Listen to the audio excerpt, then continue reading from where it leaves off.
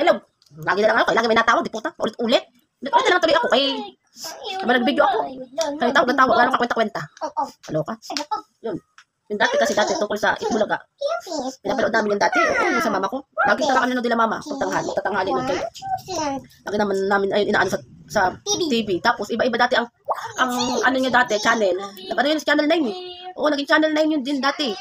Tapos laging tuwa-tuwa pati ako diyan kay Aisa Sigera. Si Aisa Sigera naging ano din yun sa tawag doon yung Little Philippines.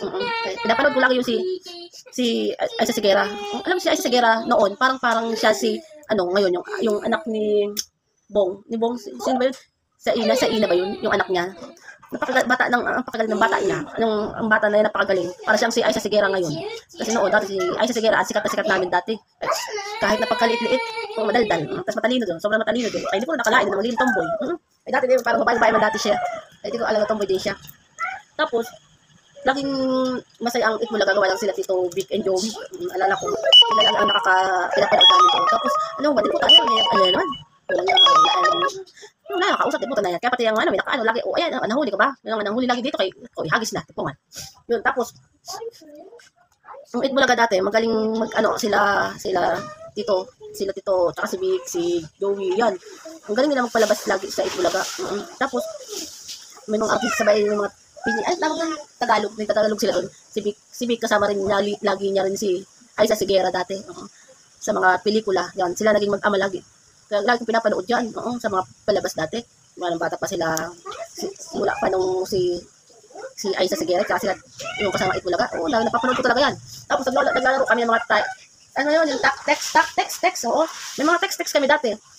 Ang ending, ang mga nakikita nila mga bida-bida na sa text, ay yung mga Itbulaga pa rin yun. Sila Aisa Sigera, tapos sila Tito Vic, si Joey, oo yun. Ayun mga dati palabas ko lagi, kahit ng nanay ko lagi yung pinapanood lagi ang Itbulaga. Tapos gusto ko talaga pati ang mga dancer nun, sila ano nga pa pangalan nun?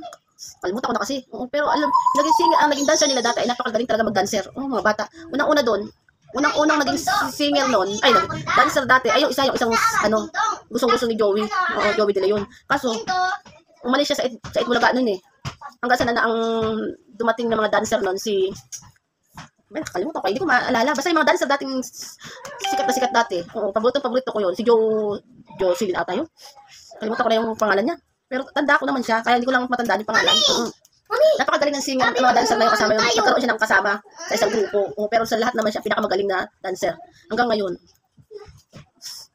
Kung sino talaga yung dancer na yun. Pero gusto ko yung kahit hanggang ngayon. Paborito kong dancer yun. Kahit anak na siya ngayon at asawa. Kaya sumasayaw-sayaw pa rin siya. Kaya paborito ko siya. Kaso ngayon, ang ending na ngayon kasi, ang Itbulaga ngayon, nagkaroon na ng kalaban, showtime, no? Kasi simulat sa pool noon, never man niya nagkaroon ng kalaban. Kahit may mga kabilang, may mga palabas din. Pero ang Itbulaga ay pagkadami-dami talaga. Hanggang ngayon, nag-Itbulaga sila. Kaso, iba yung ata ang kanilang pangalan ngayon sa Itbulaga.